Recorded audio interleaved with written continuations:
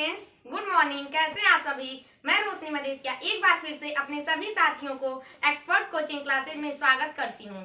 जैसा कि दोस्तों मैं आप लोगों को बता दूं कि इसके पहले ज्योमेट्री की रेखा गणित की 10 क्लासें करा दी हूं और इसके पिछले क्लास में मैं क्वाड्रिलेटरल पढ़ा रही थी, जिसके अंदर आयत, वर्ग और साथ ही साथ समांतर चतुर्भुज भी खत्म हो गया है। तो अभी दो चतुर्भुज और बचा है, एक तो समचतुर्भुज और एक समलंब चतुर्भुज। तो चलिए, जो आज की क्लास का सिस्टम होगा आज समचतुर्भुज और समलंब चतुर्भुज का ही होगा। तो चलिए आज हम पढ़ेंगे समचतुर्भुज और समलंब चतुर्भुज। तो पहले पढ़ते हैं समचतुर्भुज। समचतुर्भुज, अब समचतुर्भुज को इंग्लिश में क्या कहते हैं? रोम्बस बोलते हैं। समचतुर्भुज को इंग्लिश में रोम्बस बोलते हैं, रोम्बस। अब अगर हम यहाँ समचतुर्भुज का फिगर बनाए तो यहाँ समचतुर्भुज का फिगर है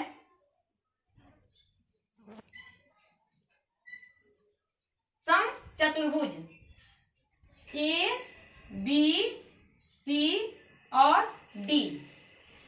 अब समचतुर्भुज क्या होता है? समचतुर्भुज में चार भुजाएं होती हैं और चारों भुजाएं क्या होती हैं? इक्वल होती हैं। समचतुर्भुज में चार भुजाएं होती हैं और चारों भुजाएं इक्वल होती हैं, यानी कि बराबर होती हैं। तो आप लोग बोलेंगे कि मैम वर्ग में भी तो, स्क्वायर में भी तो चारों भुजाएं बराबर होती हैं, तो फिर इसमें क्या एक नई बात आ गई है कि इसको अलग से बनाना पड़ रहा है? तो देखिए क्या होता है, इसमें तो चारों भुजाएं बराबर होती हैं, लेकिन वर्ग में देखेंगे आप कि सभी कोण क्या होते हैं? 90 डिग्री के होते हैं। सभी कोण क्या होते हैं? 90 डिग्री के होते हैं। लेकिन समचतुर्भुज में सभी कोण 90 डिग्री के नहीं होते हैं। इसमें क्या होता है? इसमें जो होता है वो आमने सामने के जो कोण होते हैं वो क्या होते हैं? इक्वल होते हैं। जो आमने सामने के एंगल होते हैं वो क्या होते हैं? इक्वल होते हैं। जैसे मैं कहूं कि कोण ए के सामने कौन सा कोण है, तो कोण डी है।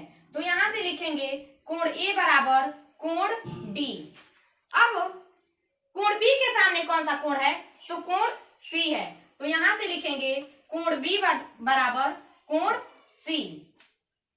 अब यहां से आ गया कि आमने सामने के कोण जो होते हैं वो इक्वल होते हैं। अब क्या होता है, इसमें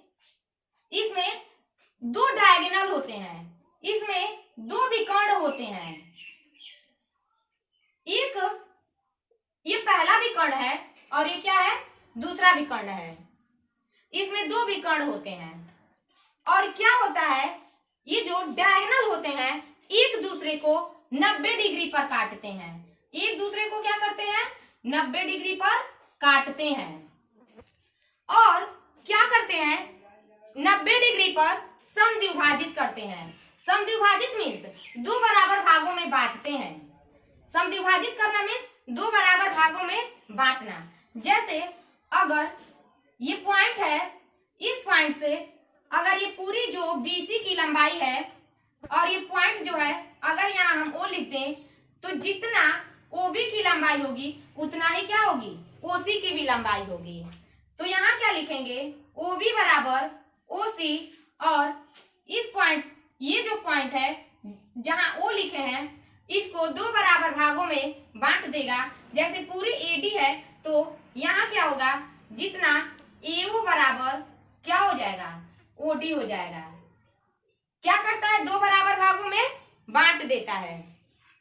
तो आप लोग को ये समझ में आया होगा समचतुर्भुज क्या होता है। तो अब मैं समचतुर्भुज पे ही अब अच्छा क्वेश्चन करवाऊंगी जो एग्जाम से रिलेटेड होगा। तो आज का जो पहला क्वेश्चन है, और देखिए इसमें मैं समचतुर्भुज का भी क्षेत्रफल भी बताती हूँ और परिमाप भी बताती हूँ। तो देखिए यहाँ पे मैं फिर से मैं फिगर बना देती हूँ। यहाँ पे ए बी, सी और डी। तो यहाँ क्या, अगर मैं इसके क्षेत्रफल की बात करूं तो इसका क्षेत्रफल क्या होता है, किसका क्षेत्रफल, समचतुर्भुज का क्षेत्रफल, समचतुर्भुज का क्षेत्रफल। तो यहां लिखेंगे समचतुर्भुज का क्षेत्रफल बराबर होता है, समचतुर्भुज का क्षेत्रफल क्या होता है, समचतुर्भुज का क्षेत्रफल होता है 1/2 गुणे d1 इंटू d2। अब आप पूछेंगे d1 मीन्स क्या होता है और d2 मीन्स, मतलब ये इसमें दो डायगोनल होते हैं ना, वही d1 मीन्स डायगोनल फर्स्ट और d2 मीन्स डायगोनल सेकेंड, मतलब विकर्ण। तो ये क्या हो गया, समचतुर्भुज का क्षेत्रफल होता है 1/2 गुणे d1 इंटू d2। और देखिए यहां से अगर मैं इसके परिमाप की बात करूं, समचतुर्भुज के परिमाप की बात करूं, तो अगर इसकी भुजा a है, इसकी भुजा a है और इसकी भुजा a है और इसकी भुजा a है, तो आप जानते हैं कि समचतुर्भुज में चारों भुजाएं क्या होती हैं, बराबर होती हैं। तो यहाँ से परिमाप कितना आ जाएगा, लिखेंगे परिमाप बराबर, जब चारों भुजाएं इक्वल होती हैं तो 4 इंटू क्या हो जाएगा, a हो जाएगा, मीन्स 4 इंटू भुजा हो जाएगी। तो यहाँ से समचतुर्भुज का क्षेत्रफल भी पता चल गया और यहाँ से इसका परिमाप भी पता चल गया। तो अब मैं आप लोगों से क्वेश्चन करवाती हूँ। तो मैं वो क्वेश्चन क्या है, देखिए क्वेश्चन क्या है, एक समचतुर्भुज का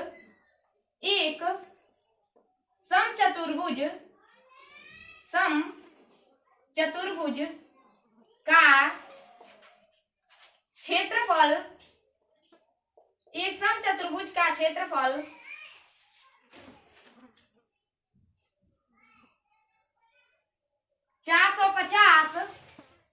450 वर्ग सेंटीमीटर है, यदि इसके विकर्ण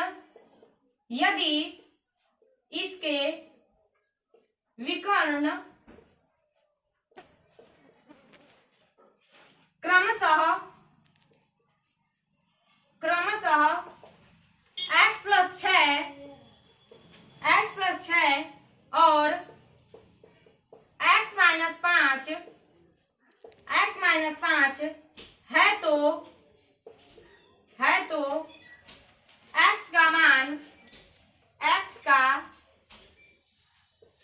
का मान इंगित करें,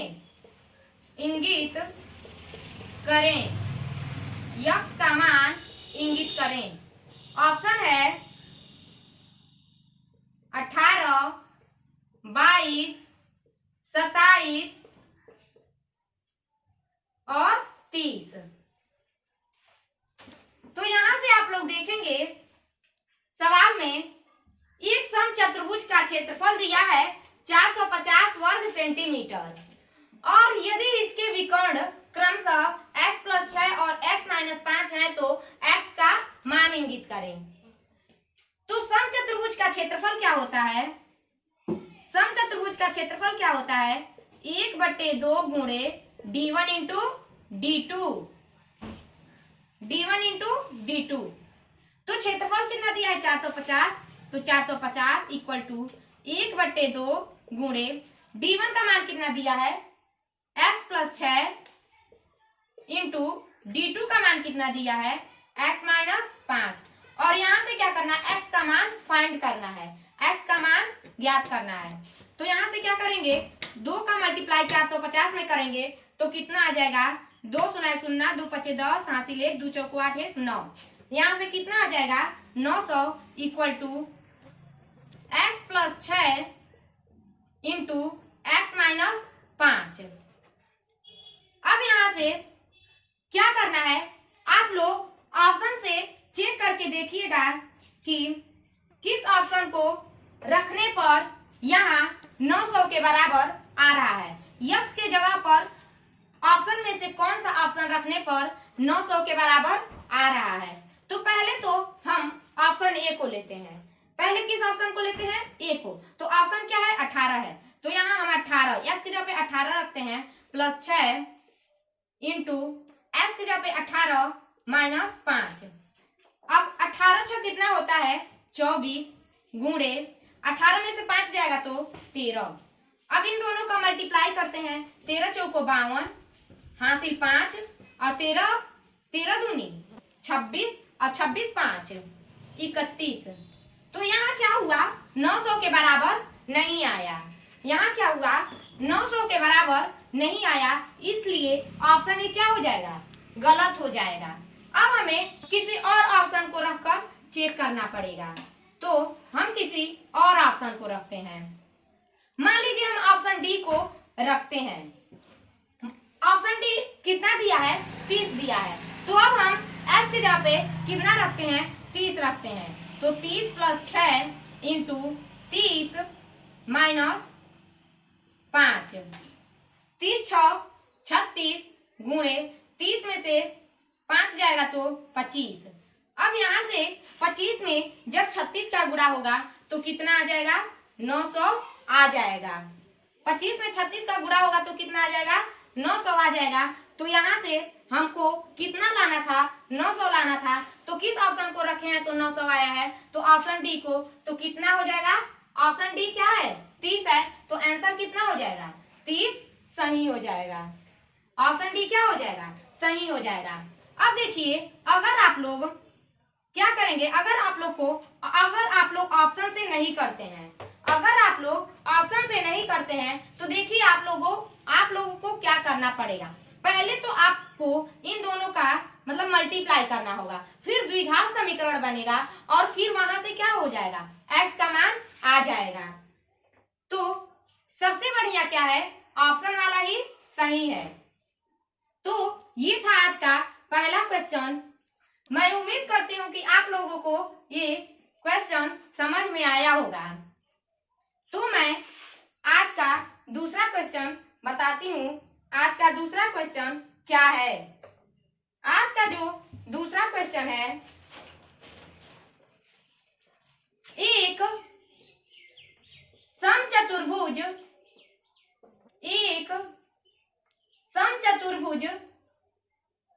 का क्षेत्रफल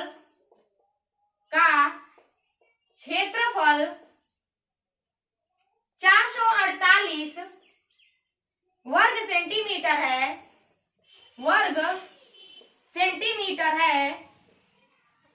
सेंटीमीटर है। इसके एक विकर्ण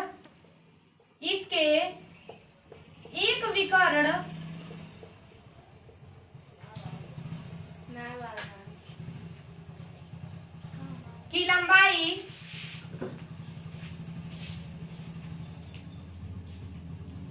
14 सेंटीमीटर है।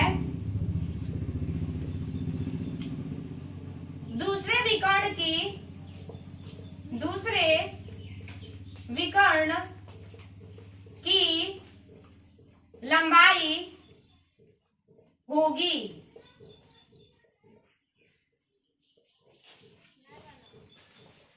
ऑप्शन है 48 सेंटीमीटर, 54 सेंटीमीटर, 72 सेंटीमीटर और ऑप्शन डी क्या है? 64 सेंटीमीटर। तो यहां से क्या कह रहा है? सवाल को पढ़ते हैं। सवाल क्या कह रहा है? कह रहा है सवाल, एक समचतुर्भुज का क्षेत्रफल 448 वर्ग सेंटीमीटर है। इसके एक विकर्ण की लंबाई 14 सेंटीमीटर है। तो दूसरे विकर्ण की लंबाई होगी। आपको दूसरे विकर्ण की लंबाई पूछ रहा है। तो समचतुर्भुज का क्षेत्रफल क्या होता है? अभी मैं बताई हूं, 1/2 गुणे d1 इंटू d2। अब क्या करें? समचतुर्भुज का क्षेत्रफल दे दिया है 448। तो क्षेत्रफल की जगह पे क्या रखेंगे? 448 इक्वल टू 1/2 गुणे, अब कर इसके एक विकर्ण की लंबाई दे दी है आपको। एक विकर्ण की लंबाई कितनी दे दी है? 14 दे दी है। तो कह रहा है दूसरे विकर्ण की लंबाई होगी, तो दूसरा विकर्ण यही तो है। तो दूसरा विकर्ण क्या करना है? ज्ञात करना है। तो यहाँ से 2 एकम 2, 2 सते 14, यहाँ से क्या करेंगे 7 एकम 7 और 7 छके 42, 2 बचेगा और 7 चौको 28। तो यहाँ से कितने बार में कटा? 64 बार में। तो D2 का मान कितना आ गया? 64 सेंटीमीटर। दूसरे विकर्ण की लंबाई कितनी आ गई? 64 सेंटीमीटर आ गई। तो देखिए ये सवाल कितना इजी था। ऐसे ही सवाल आप लोगों से एग्जाम में पूछता है। तो अब मैं अगला सवाल बताती हूँ समचतुर्भुज से ही। मैं समचतुर्भुज से ऐसे ही 4-5 सवाल करा दूंगी, जिससे आपको कोई भी परेशानी नहीं होगी। तो मैं अगला सवाल बताती हूँ आप लोगों को। समचतुर्भुज के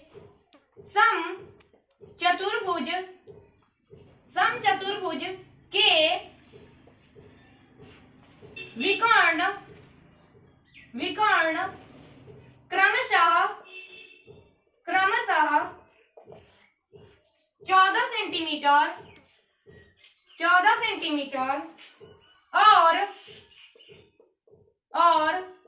48 सेंटीमीटर है। इस समचतुर्भुज का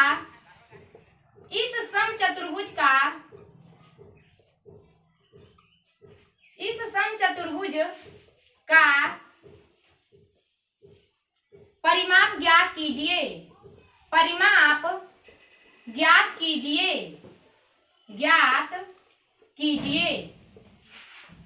अब ऑप्शन है 100 सेंटीमीटर, ऑप्शन बी है 80 सेंटीमीटर, सी है 90 सेंटीमीटर और डी है 86 सेंटीमीटर। समचतुर्भुज के विकर्ण क्रमशः 14 सेंटीमीटर और 48 सेंटीमीटर है। कर इस समचतुर्भुज का आप क्या ज्ञात कीजिए? परिमाप ज्ञात कीजिए। तो यहाँ एक समचतुर्भुज बनाते हैं। यहाँ एक समचतुर्भुज बनाते हैं, उसमें 2 विकर्ण दे दिया है। 2 विकर्ण, ये विकर्ण है, उसमें से एक विकर्ण कितना दिया है? 14 दिया है। जब एक मान लीजिए यहाँ से यहाँ तक पूरा 14 है, तो इसका जब 2 बराबर भागों में बांटता है तो यहाँ से ये कितना हो जाएगा? 7 सेंटीमीटर और ये कितना हो जाएगा? 7 सेंटीमीटर। 7 सेंटीमीटर के हो जाएंगे। और कह रहा है दूसरा विकर्ण कितना है? 48 सेंटीमीटर। कितना है? 48 सेंटीमीटर। तो यहाँ से ये दूसरा विकर्ण है, जब यहाँ से यहाँ तक इसकी पूरी लंबाई 48 है, तो 2 बराबर भागों में बांटेगा तो इसकी कितनी हो जाएगी? 24 सेंटीमीटर और ये कितना हो जाएगा? 24 सेंटीमीटर। अब देखिए यहाँ से ये क्या है? ये 90 डिग्री का कोण यहाँ बनता है। यहाँ क्या 90 डिग्री का कोण बनता है। अब देखेंगे जब समकोण है तो देखेंगे 7 है और 24 है। क्या है? 7 है और 24 है।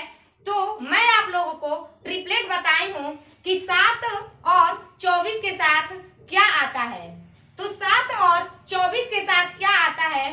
तो 7 और 24 के साथ 25 आता है। क्या आता है? 25 आता है। अब जिन दोस्तों को पता नहीं होगा कि 25 कहाँ से आया है, तो मैं बताती हूँ कहाँ से आया है। तो देखिए ये समकोण त्रिभुज है, तो यहाँ से कौन सा फार्मूला यूज होगा? पाइथागोरस प्रमेय। यहाँ से पाइथागोरस प्रमेय कैसे? देखिए क्या करेंगे, जब यहाँ से आप क्या करेंगे 24 का वर्ग प्लस 7 का वर्ग कर देंगे तो यहाँ से इसका मान कितना आ जाएगा? अंडर रूट में 24 का वर्ग प्लस 7 का वर्ग करेंगे तो यहाँ से यहाँ की इसका मान कितना आ जाएगा? 25 आ जाएगा। लेकिन जब आप लोग को ट्रिपलेट याद रहेगा तो आप ही लोगों का फायदा होगा, क्योंकि आप लोग को तुरंत पता चल जाएगा कि 7 है 24 है, तो 7 और 24 के साथ कौन सी संख्या आती है, तो 7 और 24 के साथ क्या आता है, 25 आता है। अब यहां से कह रहा है, देखिए जब इसका मान 25 आ गया तो ये समचतुर्भुज है, तो समचतुर्भुज में तो चारों भुजाएं बराबर होती हैं। जब ये 25 आ गया तो यहाँ से यहाँ तक भी इसकी लंबाई कितनी हो जाएगी, 25 हो जाएगी, इसकी भी लंबाई 25 हो जाएगी और इसकी भी लंबाई कितनी हो जाएगी, 25 हो जाएगी। अब यहाँ से आप क्या करेंगे, ये तो निकल गया इसकी लंबाई, कह रहा इस समचतुर्भुज का परिमाप ज्ञात कीजिए। क्या पूछ रहा है, समचतुर्भुज का परिमाप। तो परिमाप इसका क्या होता है, समचतुर्भुज का 4 इंटू क्या होता है, भुजा होता है।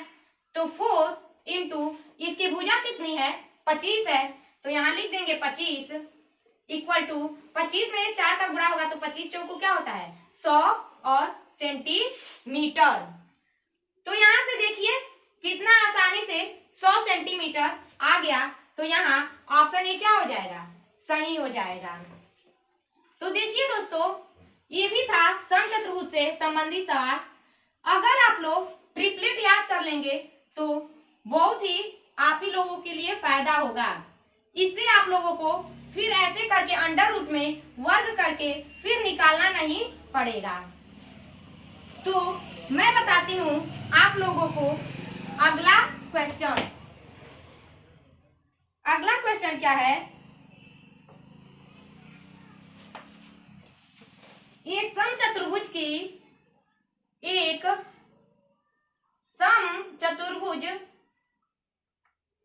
समचतुर्भुज की एक भुजा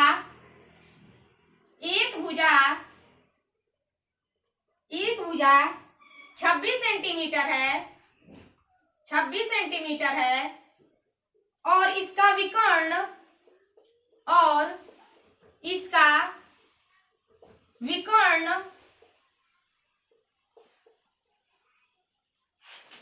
48 सेंटीमीटर है, 48 सेंटीमीटर है। समचतुर्भुज का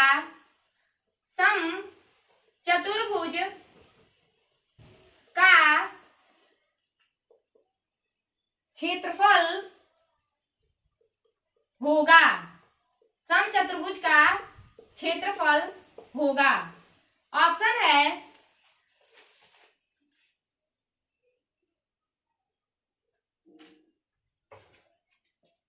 520 सेंटीमीटर स्क्वायर, बी है 480 सेंटीमीटर स्क्वायर, ऑप्शन सी है 500 सेंटीमीटर स्क्वायर और ऑप्शन डी है 400 सेंटीमीटर स्क्वायर। तो सवाल क्या है, सवाल है इस समचतुर्भुज की एक भुजा 26 सेंटीमीटर है और इसका विकर्ण 48 सेंटीमीटर है, तो समचतुर्भुज का क्षेत्रफल होगा। क्या पूछ रहा है, समचतुर्भुज का क्षेत्रफल।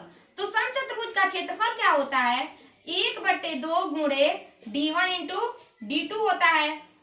और उसमें से कह रहा है, तो देखेंगे समचतुर्भुज का क्षेत्रफल पूछ रहा है, उसमें से एक विकर्ण की लंबाई दे दी है कितनी, 48। तो देखिए जब आप लोगों का ये जो दूसरा विकर्ण होगा d2 का मान आ जाएगा, तो यहाँ से क्या करेंगे आप लोग, यहाँ से क्षेत्रफल निकाल लेंगे। तो यहाँ से देखेंगे कैसे क्या करेंगे, जब d2 का मान नहीं दिया है तो यहाँ पहले एक क्या बनाते हैं, समचतुर्भुज बनाते हैं। यहाँ एक समचतुर्भुज बनाते हैं,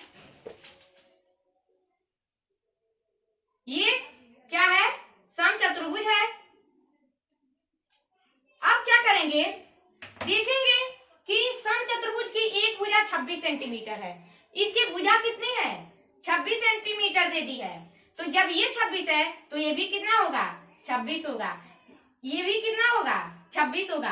क्यों होगा, क्योंकि समचतुर्भुज में क्या होता है, समचतुर्भुज में चारों भुजाएं बराबर होती हैं और उसमें से करा इसका एक विकर्ण दे दिया है 48, तो ये दे दिया है इसका मान 48, इसका मान 48 दे दिया है। तो देखेंगे क्या करता है, दो बराबर भागों में बांटता है, तो ये इसका मान कितना आ जाएगा 24, तो ये भी कितना हो जाएगा 24। जब ये पूरी लंबाई 48 है तो दो बराबर भागों में बांटता है तो 24 24 हो जाएगा। अब यहां से क्या करेंगे, कह रहा है कि समचतुर्भुज का क्षेत्रफल होगा। तो आप देखेंगे कि 24 और 26 के साथ क्या आता है, 24 और 26 के साथ कौन सा ट्रिपलेट बनता है, तो 24 और 26 के साथ 10 बनता है। क्या आता है, 10 आता है।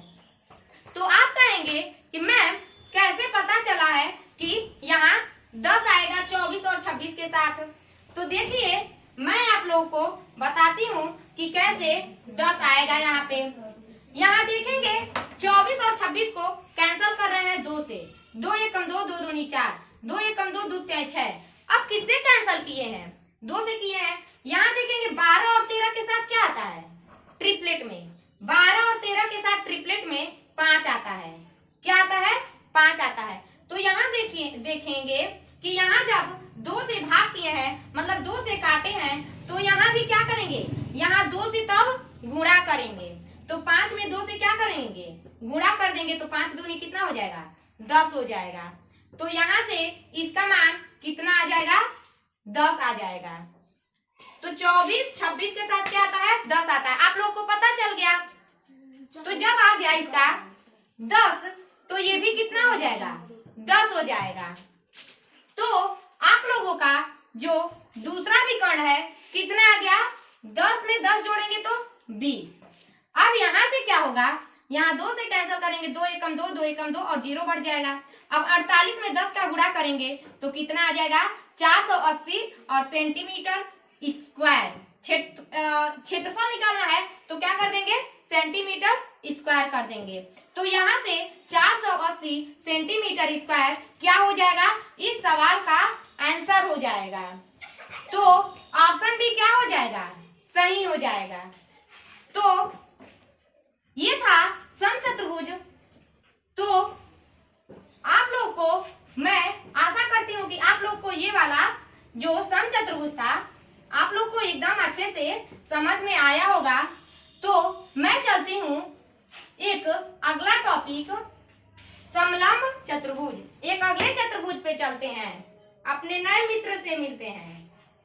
समलंब चतुर्भुज से किस पे आते हैं, समलंब चतुर्भुज। अभी तक तो समचतुर्भुज पढ़े हैं, अब पढ़ेंगे समलंब चतुर्भुज। समलंब चतुर्भुज, समलंब चतुर्भुज। अब समलंब चतुर्भुज को इंग्लिश में क्या बोलते हैं, ट्रेपीजियम बोलते हैं। क्या बोलते हैं, ट्रेपीजियम, ट्रेपीजियम। तो समलंब चतुर्भुज क्या होता है, तो मैं आप लोगों को बताती हूँ कि समलंब चतुर्भुज होता क्या है। अब समलंब चतुर्भुज, यहाँ मैं उसका एक फिगर बनाती हूँ समलंब चतुर्भुज का। यहाँ ये क्या है, समलंब चतुर्भुज का ये फिगर है। तो देखिए यहाँ मान लीजिए ए है, यहाँ बी, सी और डी। तो समलंब चतुर्भुज में क्या होता है, समलंब चतुर्भुज में जो ये दोनों भुजाएं होती हैं वो क्या होती हैं, समांतर होती हैं। क्या होती हैं, ए और बी क्या होती हैं, समांतर होती हैं, बराबर नहीं होती हैं। ये जो ए और बी होती हैं भुजाएं आपस में समांतर होती हैं, बराबर नहीं होती हैं। और ये जो ये वाली भुजाएं होती हैं, ये जो सी और डी हैं, वो क्या है, वो असमांतर होती हैं। वो क्या होती हैं, असमांतर होती हैं। और यहाँ क्या होता है, यहाँ इसका हाइट होता है, इसकी बीच की दूरी होती है, जिसे आप बीच की दूरी भी बोल सकते हैं और इसे ऊंचाई भी बोल सकते हैं। तो इतना तो आप जान गए। और इसमें एक और बात है, देखिए जो ये कोण होगा और ये कोण होगा, इन दोनों कोणों का योग कितना होगा, 180 डिग्री होगा। इन दोनों कोणों का योग जो होगा वो कितना होगा, 180 डिग्री होगा। ऐसे ही इसका और इसका योग भी कितना हो जाएगा, 180 डिग्री हो जाएगा। तो यहाँ से आप लोग को पता चल गया कि समलंब चतुर्भुज में क्या होता है, ये जो दोनों भुजाएं होती हैं वो समांतर होती हैं, और जो ये जो दोनों भुजाएं होती हैं असमांतर होती हैं। और क्या होता है, इन दोनों का, और इसमें एक ऊंचाई होती है, इसी बीच की दूरी भी आप बोल सकते हैं, और इन दोनों कोणों का जो योग होता है वो कितना होता है, 180 डिग्री होता है। अब मैं बात करूं इसके क्षेत्रफल की, किसके क्षेत्रफल की, समलंब चतुर्भुज के क्षेत्रफल की। तो यहाँ लिखते हैं क्षेत्रफल, यहाँ लिखते हैं क्षेत्रफल। इसका क्या होता है, इसका क्षेत्रफल होता है 1/2 गुणे समांतर भुजाओं का योग, समांतर भुजाओं का योग। तो समांतर भुजाएं कौन है, ए और बी ही तो है समांतर भुजाएं, यही दोनों तो समांतर हैं। तो ये दोनों समांतर हैं, तो इनका योग और गुणे उनके बीच की दूरी, मतलब ऊंचाई। तो यहाँ से समलंब चतुर्भुज का क्षेत्रफल क्या होता है, 1/2 गुणे समांतर भुजाओं का योग गुणे ऊंचाई। तो अब मैं इस पे आप लोगों को सवाल कराती हूँ समलंब चतुर्भुज पे।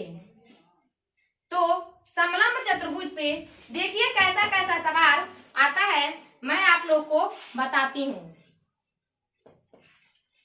एक समलंब की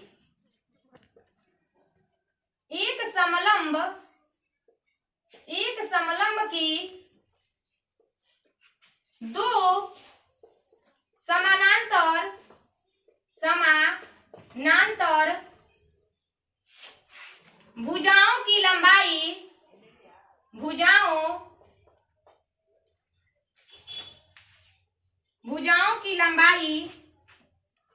भुजाओं की लंबाई 15 सेंटीमीटर और 20 सेंटीमीटर है, यदि इसका क्षेत्रफल 175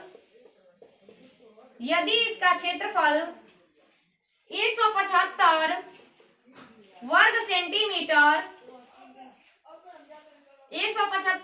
सेंटीमीटर है, तो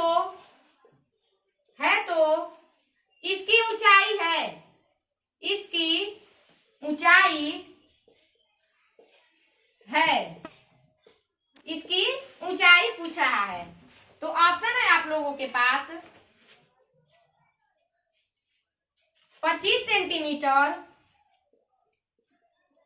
10 सेंटीमीटर,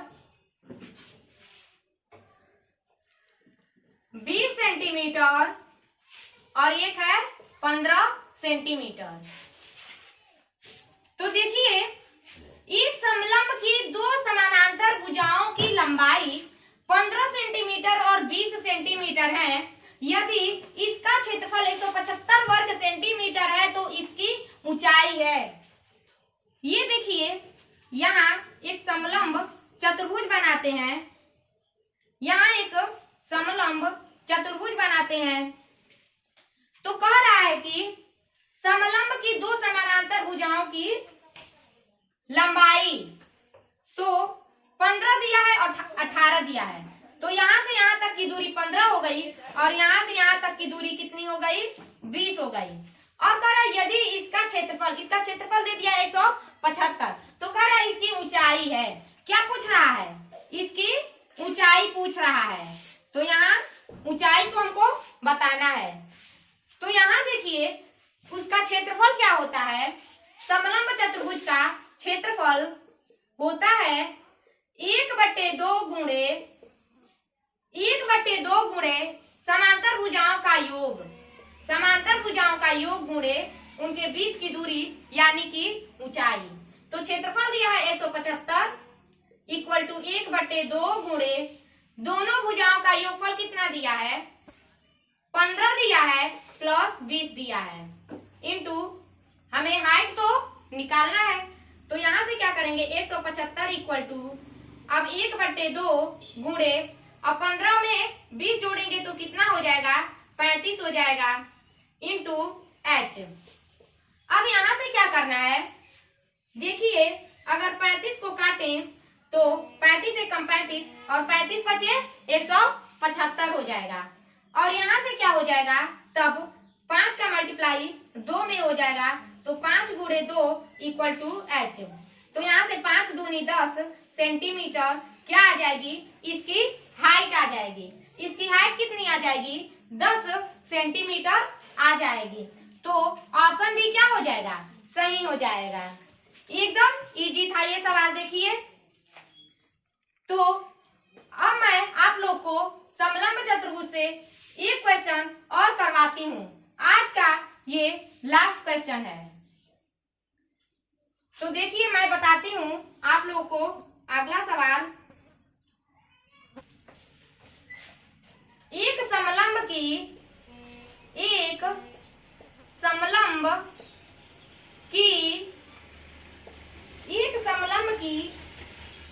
समांतर भुजाओं की लंबाई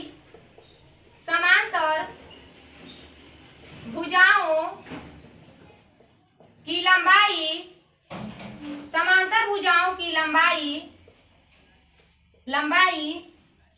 का अनुपात 3:2 है, 3:2 है। उनके बीच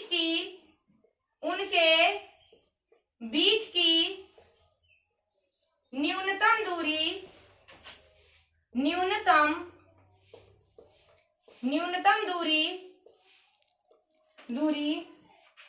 15 सेंटीमीटर है।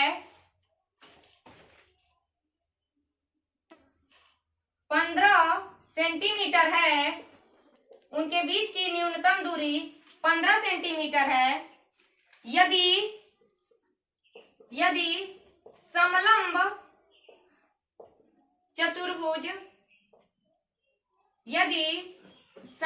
चतुर्भुज का क्षेत्रफल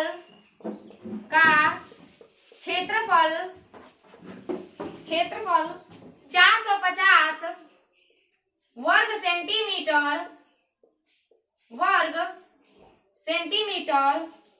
है तो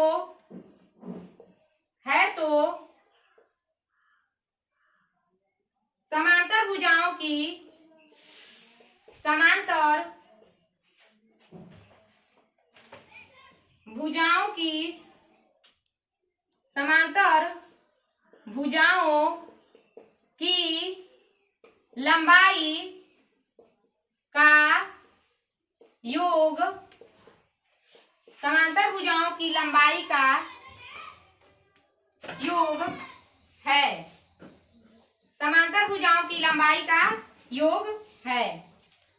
तो ऑप्शन है आप लोग के पास 60 सेंटीमीटर, 45 सेंटीमीटर, 55 सेंटीमीटर और एक है 35 सेंटीमीटर।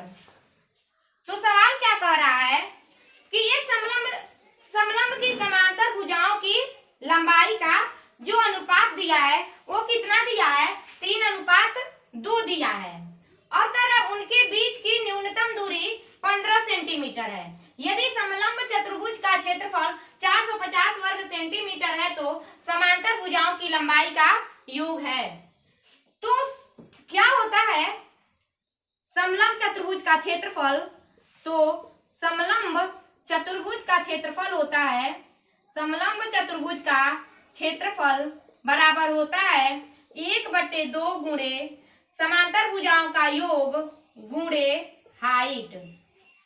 समांतर भुजाओं का योग गुणे हाइट होता है। उसमें से दे दिया है उनके बीच की न्यूनतम दूरी 15 सेंटीमीटर है। तो कह रहा है कि समांतर भुजाओं की लंबाई क्या होगी, लंबाई का योग। तो यहाँ देखेंगे उनकी लंबाई का अनुपात देखिए 3:2 दिया है। तो हम क्या मानते हैं 3 को 3x प्लस 2 को 2x मानते हैं। अब उनके बीच की न्यूनतम दूरी, मतलब न्यूनतम दूरी मीन्स उसकी हाइट कितनी दे दिया है, 15 दे दिया है।